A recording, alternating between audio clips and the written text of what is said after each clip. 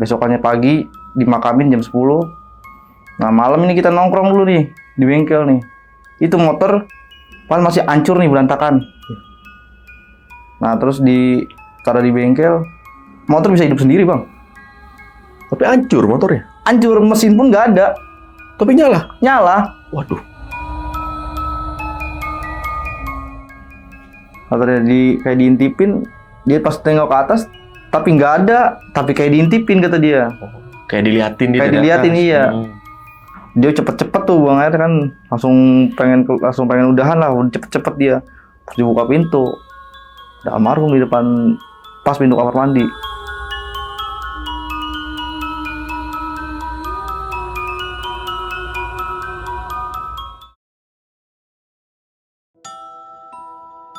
Assalamualaikum warahmatullahi wabarakatuh. Balik lagi di channel Kisah Tengah Malam bareng gue Saputro Kristiansyah. Dan seperti biasa hari ini gue udah menghadirkan narasumber nih yang bakal menceritakan pengalaman horornya saat diteror oleh temannya. Kita sapa dulu ya, sebelah gue ada Bang Bintang nih. Halo Bang. Halo Bang. Sehat Bang ya? Alhamdulillah. Alhamdulillah. Aduh, puasa-puasa begini nih, ngantuk hawanya ya. Tidur enak nih kayaknya nih, apalagi AC nih. Nih Bang, lo kan ini kan diteror ya Bang, oleh almarhum temen nih Bang. Ini tuh teman apa nih Bang kalau boleh tahu? Temen main dari kecil dia. Dari kecil? Iya. Oke, itu satu gangan lah ibaratnya. Iya, teman-teman nongkrong dari dulu. Oke. Nah ini waktu kejadian dia, mohon maaf, meninggal sampai diteror itu tahun berapa Bang? Kurang lebih tahun 2014. Oke, udah lumayan lama ya Bang. Lumayan lama. Ini kalau boleh tahu nih, kalau misalnya kan namanya orang yang terjun ke dunia balap liar, kayak gini. Itu kan pasti ada kayak semacam sebabnya. Ini kenapa sih Bang dia sampai terjun ke dunia balap liar ini? Karena dia orang tuanya kan, maksudnya ekonominya di bawah ya. Oke. Dia juga buat sekolahin adik-adiknya. Dia punya adik ada 3. Kan ada emang orang karena hobi terjun ke sana, emang untuk mencari jati diri. Tapi ini karena emang faktor ekonomi. Karena emang dia, mohon maaf, orang susah. Ada tanggungan adik-adiknya dan orang tuanya juga ya. Iya. Oke, makanya dia terjun ke situ dan nahasnya dia meninggal Bang. Yaudah Bang, untuk cerita lengkapnya kita tahan dulu nih Bang ya. Siap. Dan buat kalian nih Sobat Tengah Malam nih yang penasaran sama ceritanya Bang Bintang, simak terus dari awal sampai habis. Dan buat kalian yang mau ngirim cerita juga ke channel Kisah Tengah Malam, bisa langsung klik link WhatsApp yang ada di deskripsi di bawah ini. Dan bagi kalian nih yang lagi nonton tapi belum subscribe, langsung aja klik tombol subscribe. Dan jangan lupa nyalakan lonceng notifikasi biar nggak ketinggalan video terbaru dari kita. Oke Bang Bintang, gak usah lama-lama lagi nih. Kisah Tengah Malam dimulai.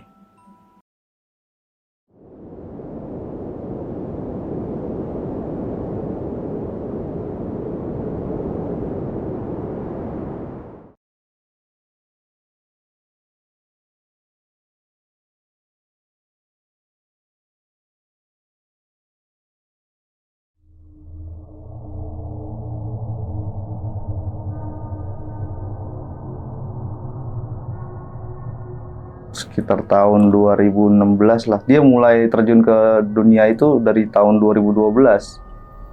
Jadi karena dia sebelumnya emang faktor ekonomi dari keluarganya yang bikin dia nekat lah terjun ke dunia itu. Dulu tuh saya tahu kecilnya dia tuh sebenarnya emang anaknya nggak macem-macem lah. Kan lama-lama beranjak dewasa, dia sekolah, terakhir putus tuh di SMP. Putus sekolah berarti dia? Putus sekolah dia. Karena dia kan ngalah untuk biayain sekolah adik-adiknya. Nah terus dia berjalan ke situ, dia ngumpul lah. Awal mulanya tuh dia ngumpul-ngumpul doang di bengkel. Saya punya teman juga, dia punya bengkel namanya si Doni. Ini teman saya yang ikut jadi joki ini namanya Andi nih. Nah si Andi ini main lah ke bengkel Doni, ngobrol. Awalnya niatnya belajar untuk jadi mekanik motor. Nah lama-kelamaan dia belajar, udah bisa, udah pinter nih. Akhirnya dia terjun lah jadi joki kan. Awalnya belajar disuruh sama si Doni. Nah di situ awalnya dia nggak mau, akhirnya dia belajar tuh udah mendapatkan hasil ya. Pertamanya pas pertama kali dia ngikut tuh sempat menang, dia dapat uang nominal 1,5 juta waktu itu dulu. Akhirnya dia ngikut terus. Nah sampai di tahun 2016 nih, dia ini sebelum meninggalnya dia ada banyak kejanggalan lah. Biasanya ini anak kalau abis nongkrong tuh nggak pernah pulang. Habis nongkrong kan malam biasanya nongkrong bongkar motor, apa nggak pernah pulang. Ini tahu-tahu dia pengen pulang, mau nengokin ibunya katanya. Dia kangen sama ibunya. Dia pulang lah, nengokin ibunya. Nah terus kita tungguin sampai siang. Ini malamnya ini mau ready, mau balapan malamnya. Siang dia balik lagi nih. Nah balik lagi, di situ udah banyakan bengong lah maksudnya. Kayak kita tanya kan namanya temennya, saya tanya, nah bro banyak yang dipikirin lo? Kagak, nggak apa-apa. Cuman lagi mikir buat biaya adik gue doang sekolah. Nah terus singkat cerita, di situ dia ada kata-kata ngomong, bro, nanti kalau amit-amit kalau gua nggak ada umur, tolong sampein ya, gua minta maaf sama ibu gua, kata dia. Takutnya, ya namanya ini, saya bilang, lu kalau ngomong jangan macem-macem, saya bilang gitu. Nggak usah aneh-aneh, jalan-jalan aja termalam. Kalau emang ragu nggak usah jalan, saya bilang gitu. Udah nggak apa-apa, gua butuh uang, adik gua mau sekolah, kata dia, untuk biaya sekolah. Akhirnya dia tetap jalan kan malam. Awalnya nyeting motor dulu nih, dia nyeting motor. Mungkin pikir dia udah enak lah motor. Emang itu motor baru jadi sebenarnya. Dibilang jangan pakai motor ini dulu karena motor ini masih ada Ryan. Ryan apa tuh? Ryan itu motor baru habis dibongkar. Jadi harus dinormalin dulu lah. Ada yang harus dinormalin karena kan baru naik mesin kan. Dia tetap maksa pakai motor itu. Akhirnya dipakai sama dia nih buat nyeting masih normal. Nah pas di situ dia ngomong, pas mau startnya dia ngomong, bro, gue titip pesan yang tadi ya, tolong sampein ke ibu gua, kata dia gitu. Dan di situ gimana ya, pandangan dia udah kosong lah, sudah ngeliat udah kosong pandangannya.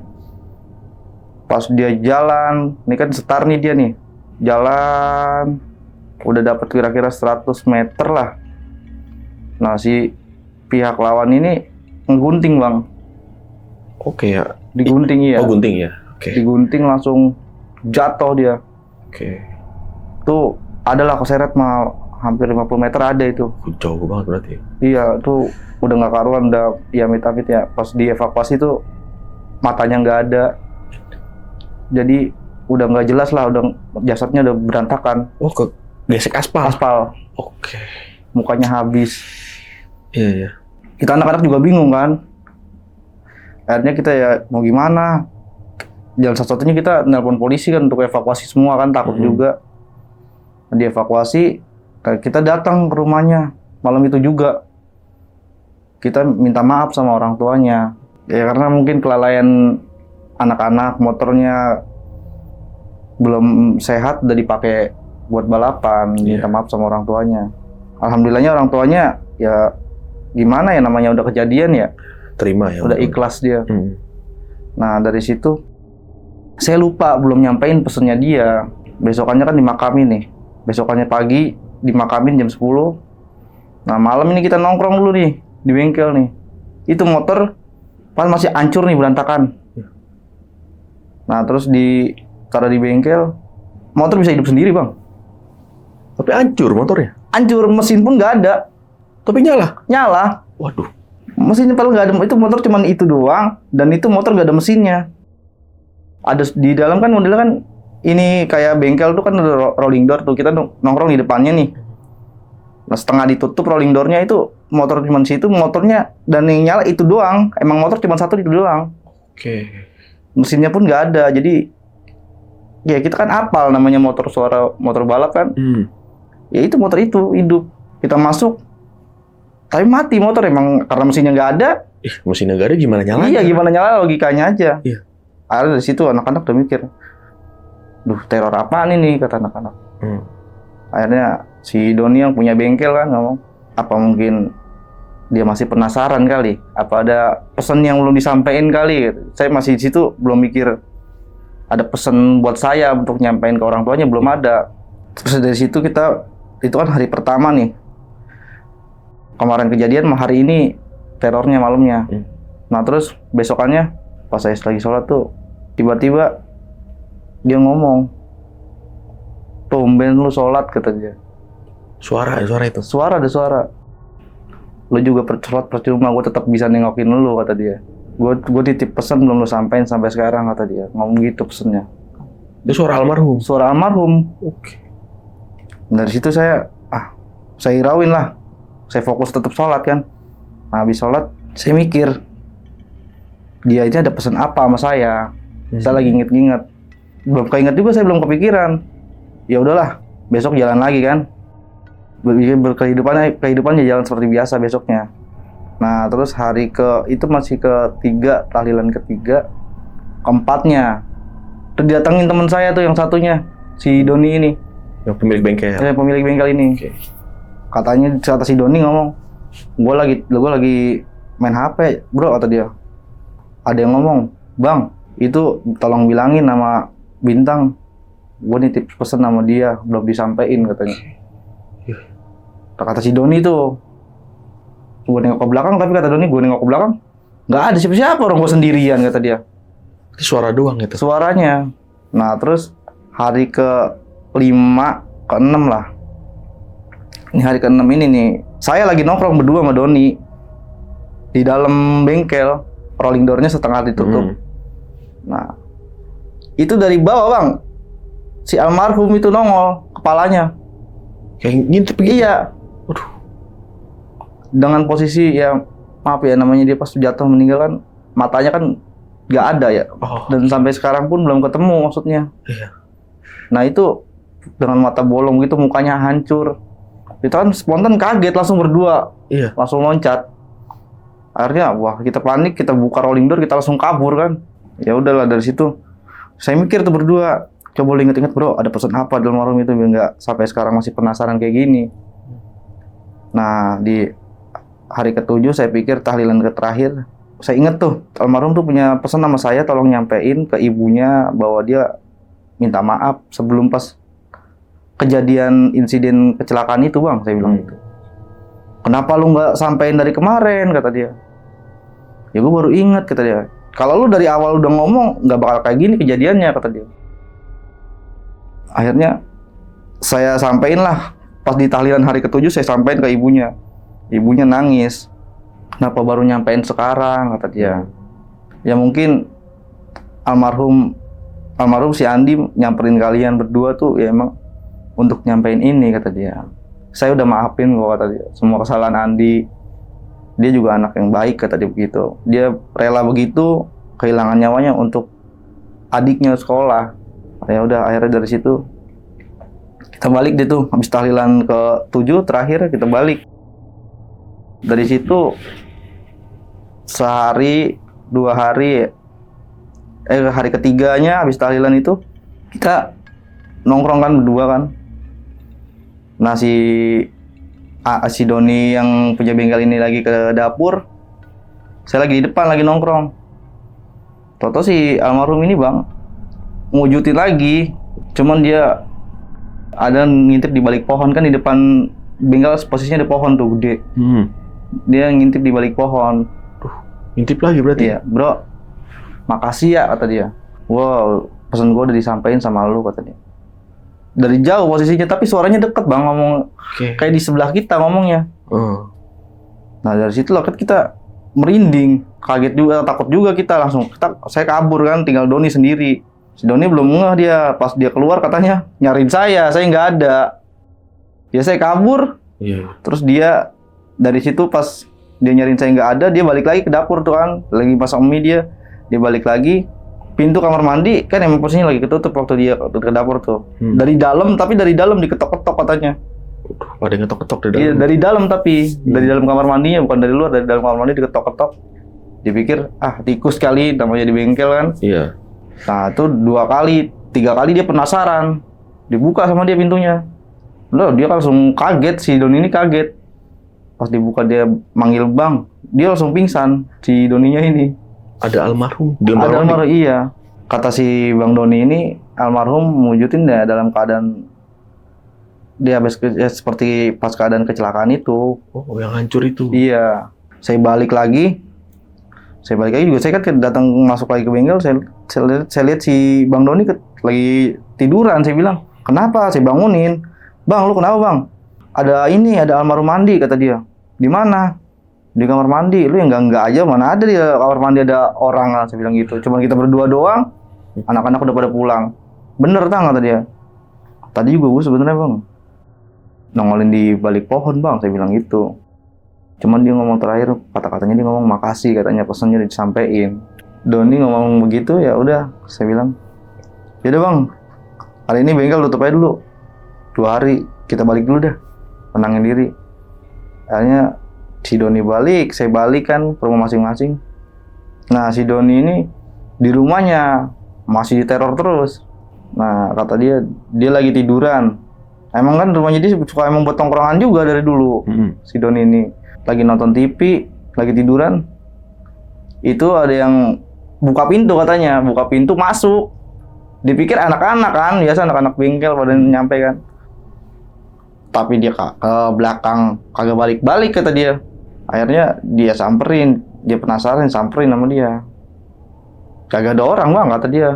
Dan itu pintu rumahnya dia kondisinya tadinya tertutup, namanya orang masuk, pintu kebuka dong. Oh emang bener kayak ada yang masuk? Iya. Oke.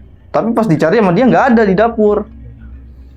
Sampai ke kamar mandi dicari sama dia nggak ada. Akhirnya dia tiduran lagi lah. Tiduran lagi, pintu ditutup sama dia. Dia tiduran lagi. Pintu jendela, kaca jendela kayak diketok-ketok, tek sama dia. Sama almarhum itu terus diintip sama dia, nggak ada orang. Akhirnya tutup lagi. 3 kali diketok sama almarhum ini, diketok nih. Pas terakhir dia lihat sama Bang Doni itu, ya almarhum itu wujudin di balik jendela itu. Berarti di luar rumah nih? Iya. Dari situ dia spontan kaget, langsung kabur dia dari rumah. Dia minta tolong lah, ada nyamperin, ada lagi teman saya lah dekat rumahnya dia itu, disamperin sama dia. Bro, almarhum mau nongolin lagi apa? Nampakin diri lagi dia. Nggak tahu, kayaknya ada pesan atau apa yang belum disampaikan atau apa ini kata dia. Bang Doni balik lagi ke rumahnya kan, ke rumah Bang Doni. Mana sih bang, ada almarhum yang enggak aja, orang udah tahlilan dapat seminggu, mana ada sih dia. Udah baliklah ke alamnya kata teman saya begitu. Lu nggak percaya, lu nggak ngeliat. Coba lu tanya Bintang yang udah ngerasain diteror begini kata dia. Besokannya kita ngobrol lah sama ibunya almarhum.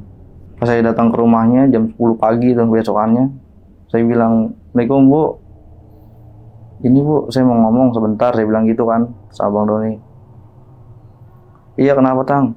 "Iya ini saya udah, sebenarnya kita tuh diteror dari sehari sesudah almarhum meninggal. Cuman saya baru berani ngomong sama ibu sekarang ini," saya bilang gitu. "Coba sini ngobrol, duduk dulu," kata dia, masuk dalam. Akhirnya saya suruh masuk, saya duduk dulu situ ngobrol kan. Jadi gimana ceritanya awalnya? Iya kan awalnya sebelum malam ini mau balapan, sorenya ini dia nitip pesen sama kita. Kalau saya nggak ada umur, kalau gua nggak ada umur, gue minta tolong sampein pesen gua ke ibu gua minta maaf. Kalau gua selama ini banyak salah, kata dia, belum bisa jadi anak yang benar, kata dia. Nah itu karena saya lupa tuh sampai seminggu tuh tahlilan, saya baru keinget pas di tahlilan ke-6 itu Bu, makanya saya berani ngomong. Akhirnya saya pikir itu doang selesai udah, nggak bakal neror lagi. Nah nggak tahu-taunya ini masih neror terus. Saya bilang gitu. "Oh iya," katanya, "si almarhum meninggal ini dulu jasadnya ada jarinya yang hilang." Oke, jari. Nah dari situ kita sepakat sama anak-anak, baliklah ke TKP pas beliau kecelakaan itu almarhum. Kita di situ nyari tuh, barangkali masih ketemu kan. Ada kita nyari. Nah kita ketemu alhamdulillahnya. Ketemu, kita simpen dan kita besokannya kita kuburin bareng sama jasadnya beliau kan, jenazahnya. Ngubur ini kan pagi, ngubur jarinya ini satu. Malamnya ngomong, "Pak, kita lagi nongkrong udah bareng-bareng, itu mah kita lagi bareng-bareng nongkrong di bengkel." Itu kayak ada yang ngomong, "Emang kita lagi kan namanya anak muda ya, bandel dulu, lagi pada minum lah." Iya. Tadi mungkin sebenarnya kayak kita dikasih pesen kali ya mungkin ya. "Bro, mau sampai kapan begitu terus?" Ngomong begitu dia? Iya. "Udahlah, udah bukan ini lagi, baliklah," kata dia. "Jangan begitu terus, nggak ada untungnya," kata dia. Ya dari situ kita mikir, Saya sempat bingung juga, itu yang ngomong siapa? Saya tanya, lu ngomong begitu tadi? Kagak, tapi gue denger bang, kata dia. Di situ posisi kita berempat. Nah terus kata dia, saya nanya lagi, satunya lu ngomong gitu. Kagak bang, tapi gue denger juga ngomongnya begitu. Lah semua kita nggak ada yang ngomong, siapa yang ngomong? Saya bilang gitu kan. Lah, kagak tahu kata teman saya. Saya mikir, siapa lagi? Dikata saya ngomong begini. Nah terus si Doni nyeletuk. Makanya udah kita udah jangan pada minum-minum lagi dah, kata besok istirahat aja, jangan makan minum kata dia. Besoknya kita nongkrong lagi nih. Tapi nggak ada kita minum-minum, nggak ada. Cuma nongkrong-nongkrong biasa. Jadi saya lagi nongkrong, mau ngambil gitar ke dalam, saya ke bengkel. Mau ngambil gitar, itu kayak ada sekelebatan bayangan, bang. Saya lagi ngambil gitar nih, ada bayangan kan, sekelebatan dari kamar mandi ke arah dapur. Saya kejar, nggak ada tapi hilang, bang. Oke. Nah dari situ baru, ya udahlah saya cuek, tetap saya ngambil gitar kan. Saya main gitar di dalam posisinya. Anak-anak pada di depan, saya main gitar di dalam. Lagi main gitar, kayak ada yang ngimpuk pakai batu, bang. Batu kecil tuh, lempar. Tapi ini di rumah, posisinya di dalam bengkel. Di dalam bengkel mana bisa ngelempar pakai batu? Siapa yang mau ngelempar? Iya. Orang anak-anak di depan semua dilempar pakai batu. Tapi batunya ada. Wah, ada batu. Ada. Lempar kepala saya. Saya bilang, siapa yang lempar saya nih? Saya bilang gitu kan. Apa jangan-jangan batu dari atas jatuh kali? Saya bilang, saya pikir begitu kan. Nah, terus dilempar lagi nih 2 kali. Lagi nyanyi-nyanyi enak-enak. Terus dilempar lagi 2 kali. Saya bilang, udahlah kalau iseng jangan kelewatan. Saya bilang gitu. Masing-masing aja lah, saya bilang gitu. Nah terus saya masih main gitar, timpuk lagi sama dia. Akhirnya, aduh nggak bener ya, saya keluar. Saya ngomong dah tuh sama Bang Doni kan, yang punya bengkel. Bang, gue lagi main gitar di dalam. Itu saya dilemparin ke batu, kata dia. Siapa yang lemparin? Orang anak-anak pada di luar, kata dia. Ngigo kali lu, kata dia. Itu bang, batunya ada 3 biji. Saya bilang gitu aja. Pas dilihat sama dia, iya ya ada batunya ya. Tapi siapa yang lempar ya, kata dia. Orang iseng kali ya. Orang iseng dari mana sih, Tang? Orang lu di dalam bengkel, ngaco aja lu. Iya. Kecuali kalau atas di atapnya nggak ada, kalau nggak ada atapnya bengkelnya. Iya. Berjalannya waktu nih. Terus situ kita nggak ngirauin ini nih. Yang dilempar batu kita nggak dihirauin dulu sama anak-anak. Nah, besokannya nongkrong lagi, kita biasa nongkrong anak-anak muda kan, nongkrong situ bareng-bareng. Ini teman saya lagi lagi buang air di kamar mandi. Itu lagi buang air tuh. Emang kalau kamar mandi di bengkel kan atasnya ini kan bolong nih ya. Iya. Cuma ada genteng doang kan, nggak ada plafonnya lah gitu. Itu kata teman saya, dia kayak diintipin katanya dari atas. Katanya kayak diintipin, dia pas tengok ke atas tapi nggak ada, tapi kayak diintipin kata dia. Kayak diliatin dia. Kayak diliatin iya. Dia cepet-cepet tuh buang air kan, langsung pengen udahan lah, udah cepet-cepet dia. Pas dibuka pintu, ada almarhum di depan pas pintu kamar mandi. Wah. Nah dari situ dia langsung spontan, kaget, lari lu kencang-kencangnya dia. Belum pakai celana, belum apa, langsung lari dia. Saya bilang, pas dia nyamperin kita, saya bilang gini, lu ngapa itu?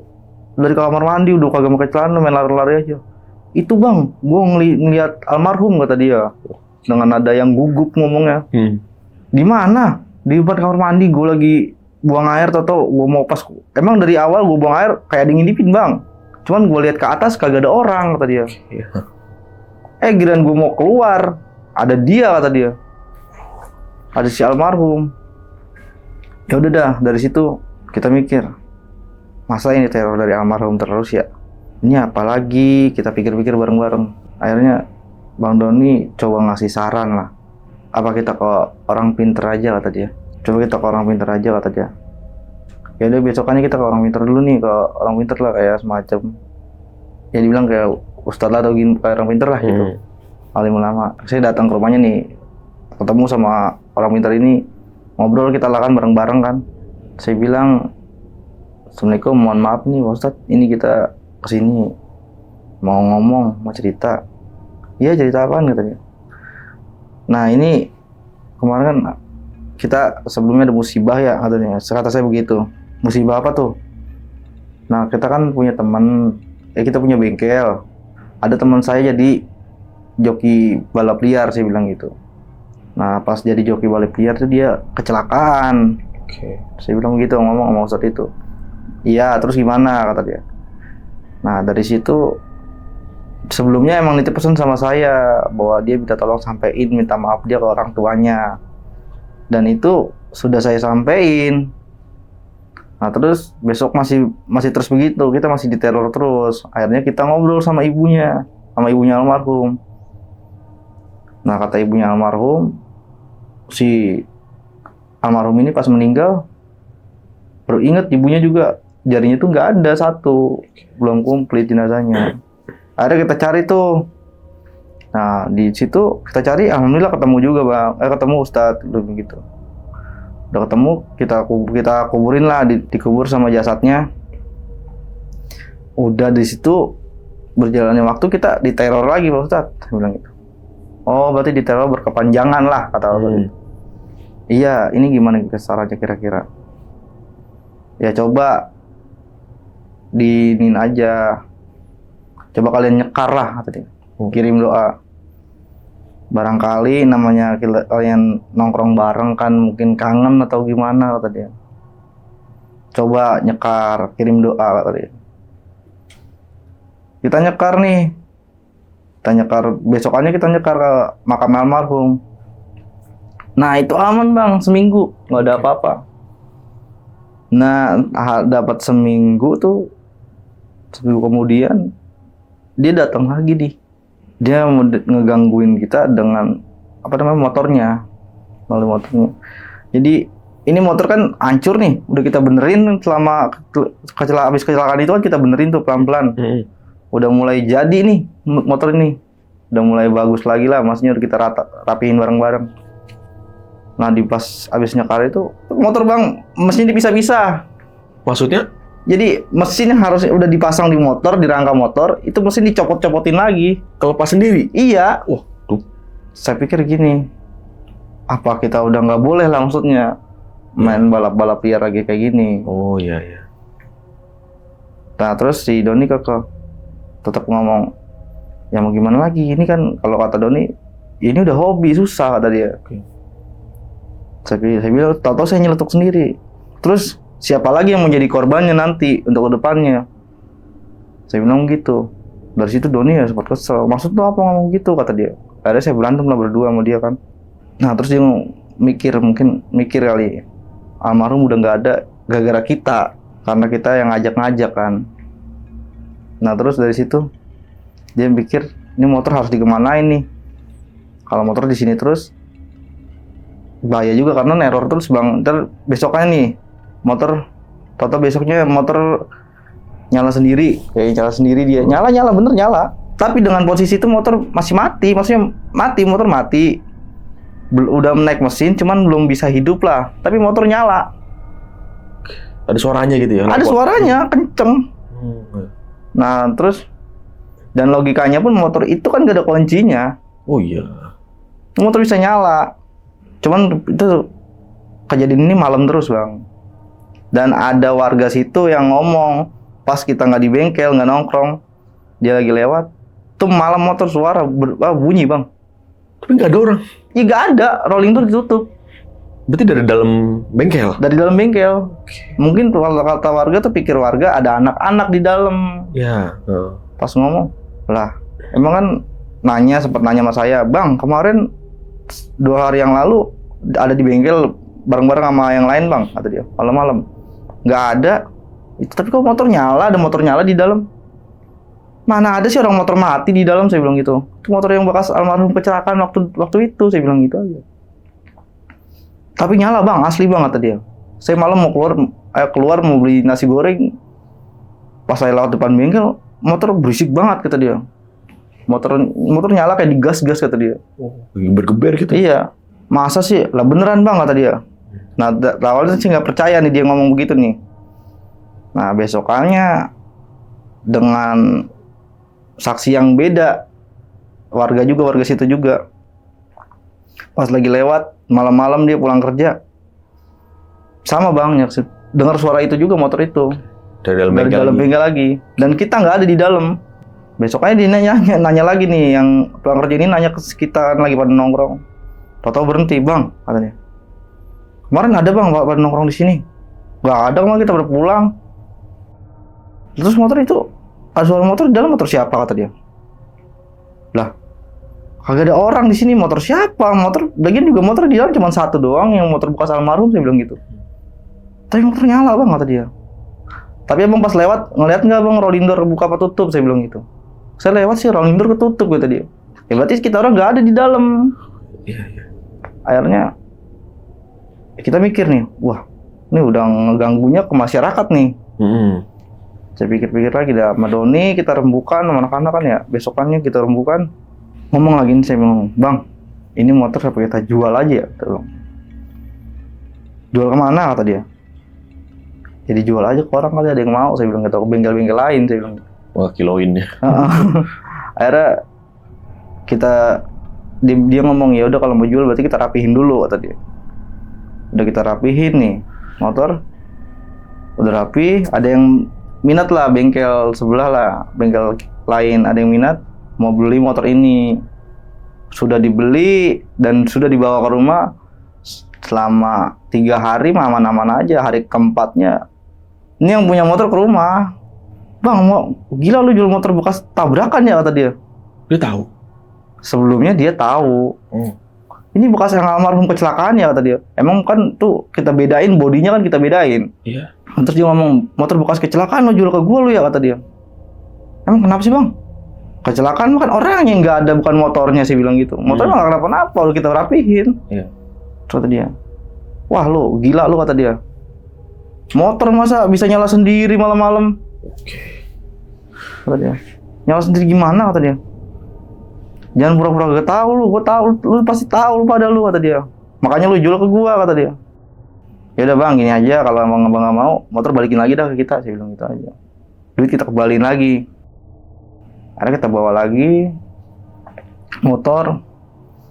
Dari situ baru dah kita mikir, aduh gimana nih kalau mau kita jual ke bengkel lain, sama halnya pasti begitu juga sama. Iya. Dan satu-satunya kita lebur, kita hancurin, kita buka peleburan.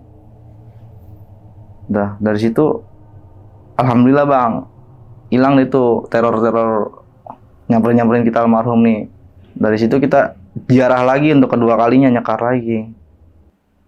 Kita ngirim doa ke dia lah, dan kita pesen daya yang tenang di alam sono. Masing-masing aja, udah jangan saling ganggu, saya bilang gitu. Dan dari besoknya kesononya, ya udah bang, berjalan normal. Kita kehidupan kita ya buka bengkel ya nyervis biasa. Udah nggak jadi anak balap lagi, udah enggak. Berarti udah tobat ya. Udah tobat, udah kapok. Oke. Berarti secara nggak langsung si almarhum ngasih tahu tuh ya. Iya, jadi balap-balap liar lagi. Iya, kayak mungkin kita dikasih hidayah kali ya. Iya, benar. Karena dia udah jadi korbannya.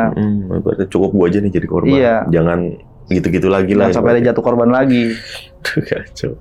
Berarti semenjak motornya dilebur, dihancurin berarti? Dihancurin. Itu udah nggak ada teror? Alhamdulillah nggak ada. Waduh, kenapa nggak dikiloin aja bang?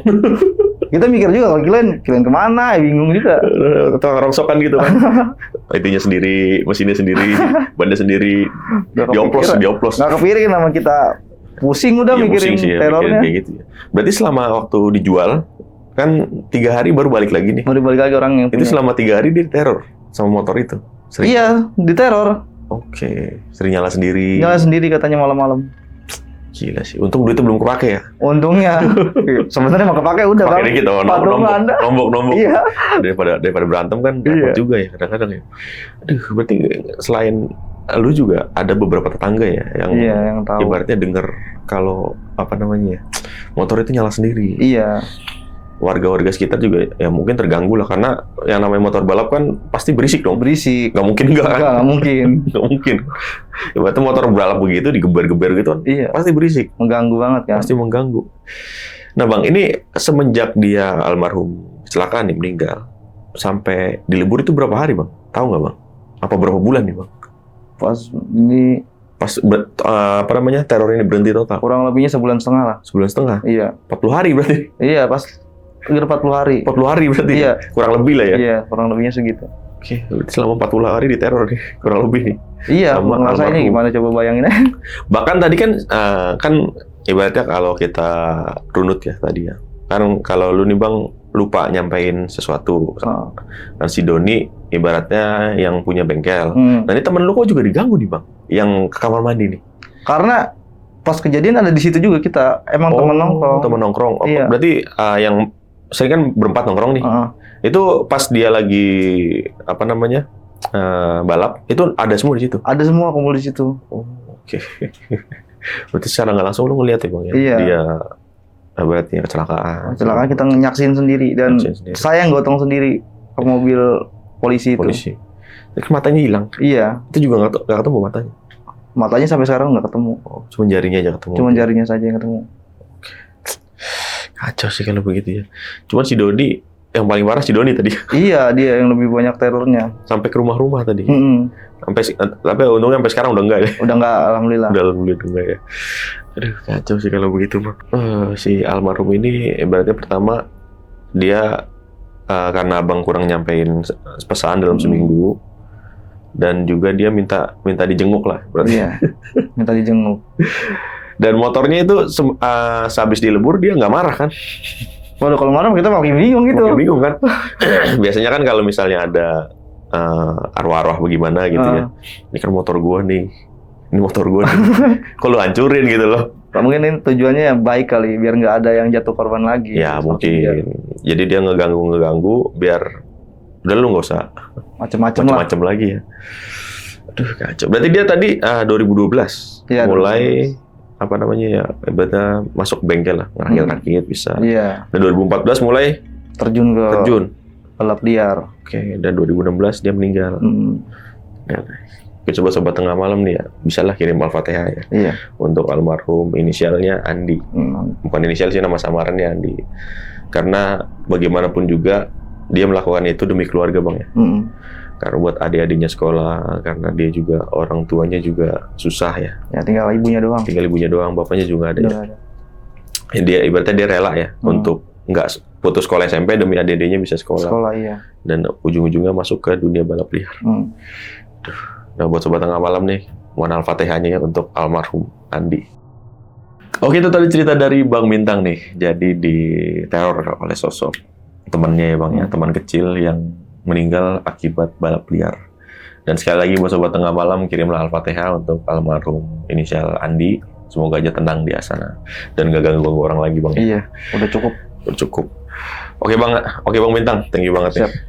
Udah mau share pengalaman pribadinya yang luar biasa. Dan buat sobat tengah malam nih, gimana pendapat kalian? Tulis di kolom komentar. Kalau kalian suka dengan video ini, bisa like, share, dan subscribe channel ini.